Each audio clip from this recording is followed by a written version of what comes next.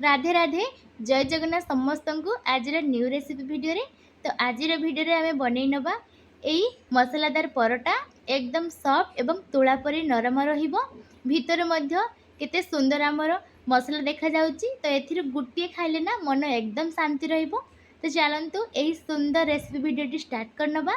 तो प्रथमे आम तापाई किसी मसला नहीं नवा। मसला मुझे गोटे चामचर धनिया, गोटे चामचर पान मधुरी एवं गोटे चामचर जीरा एवं 4-5टी मु गोलमरीच नहीं एमती दरदरा कुटी नवा। एबे आमे अटा गोले नवा जमती आमे रुटी पाई बेसिकली अटा गोले थाउ ना सेहीपरी गोले नवा। अल्प टिके नरम रखिबा, हार्ड करबानी। 2 चामचर अटा नहीं एवं एथिरे तो 4-5टी परोटा आमर निश्चय बनी जीवो। तो आपण माने जतिकी बनेबे ना सेतिकी परिमाण रे अटा नहीं नेबे। ताको टिके आमे हार्ड रखिबानी, टिके नरम रखिया पई अल्प समय पई टिके ढंकुणी दे देबा। एपटे आम कढ़ई बसिकी अल्प किसी सोरिष तेल नेले। सोरिष टी गरम हो आसिले ना से आम रखि कुटा है जो मसला ना ताको आम देदेबा। मसला आमर सब कंचा रही। तो 1-1.5 मिनट पर ना तेल ताको भल से फ्राए करवा। एवं 1-1.5 मिनट पर फ्राए कलापर ना मसला सब स्मेल आसलानी हो गलानी। तो आम अल्प किसी हिंग देदेबा। हिंग देवा द्वारा परोटा आमर टेस्ट लगे और बास्ना भल लगे। एबे किसी समय हेलानी ना तो आम से अल्प किसी देदेबा बेसन। जेहेतु आम एटा बेसन परोठा बनाऊे तो अल्प किसी आम बेसन देदेले 3 चामच मापी बेसन देती। एबे बेसन को मसला रे भल भाव में गोलई नवा। जेहेतु बेसन आमर पतला रही तो जमी न लगी जाए, पोड़ी न जाए। तो गैस रो फ्लेम को टिके आम लो रखा।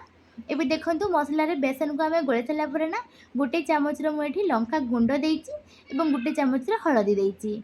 एबे तार कलर मध्य चेंज हो गलानी, केते सुंदर देखा जाउची। तो सब जाक आम गोले नेले ना। एठी मु गोटे बड़ साइज रो प्याज को नेइची। देखंतु केते पतला पतला काटिची। तो ताकू आम देदेले एवं ता सहित किसी कंचा लंका देदेबा आम। जेहेतु आम एठी परोटा मसलादार बनाऊे तो टिके राग राग लगे टेस्ट भल आसीबो। तो ये प्याज सहित सब मसला को भल भाव में गोले नेले एकदम झुरझुरे देखा जाउची, कलर मध्य भल देखा जाउची। तो ये प्याज को टिके सॉफ्ट करने ना 1 चामच मापी आम लुण देदेबा।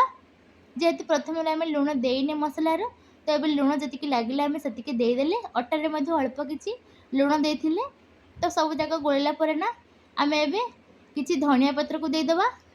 एथिरे पसंद मुताबक ना जेकोसी भी मसला देवाक चाहूले दे पारे। एबे मसला आमर रेडी हो जाइए। तो ताको आम साइड रखी नवा। आम जो अटा गोलेकी रखी ना से आम गोटे बड़ साइज गोली आम नहीं आसीचे। एबे ता देहरे आम मसला को देदेबा एमती हाथ टिके प्रेस करी जी मसला आमर तादेहरे आसबे ना से मसला देकी पुणी थे गोटे गोल आकार आम करनवा।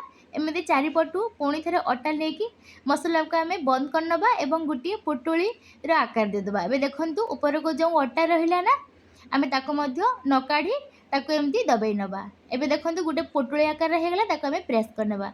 क्यों पटर भी मसला देखा जाऊ ना। तो एबे आम ताको अल्प किसी सुखा अटा देदेबा।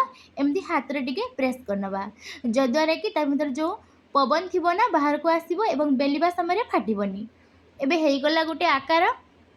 गोटे बेलुनी साइज रे आम ताको बेली नवा। जी बड़ रखापी चाहिए से ही बड़ साइज रे आम परोटा को रखी नवा।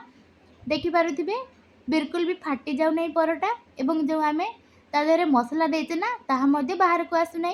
आम जो अटा टिके सॉफ्ट गोले थिले ना से अटा आमर बिल्कुल भी फाटी आसुना, एकदम परफेक्ट बनी।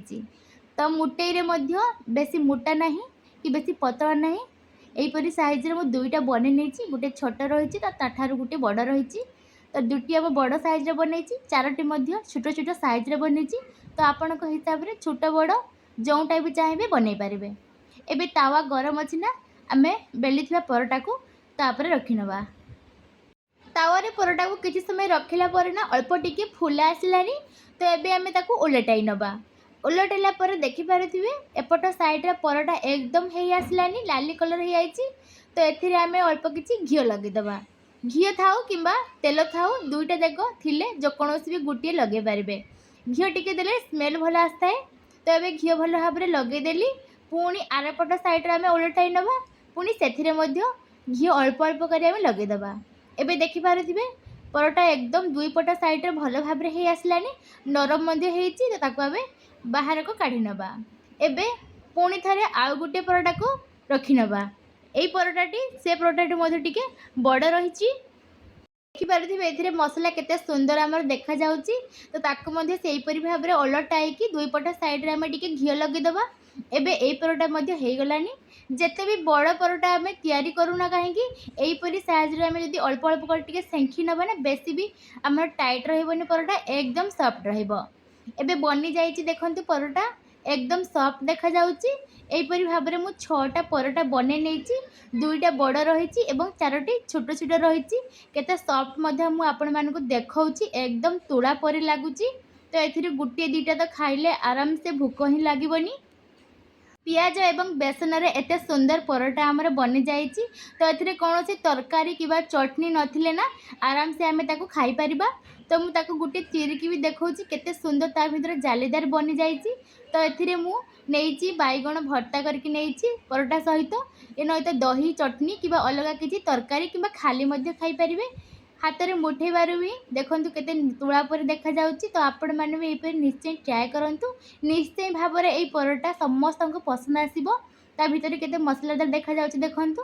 तो मो भिडियोटी जदि टिके आपण मानक पई हेल्पफुल हेइ थाए ना तो प्लीज लाइक शेयर सब्सक्राइब निश्चय करिवे। जय जगन्नाथ।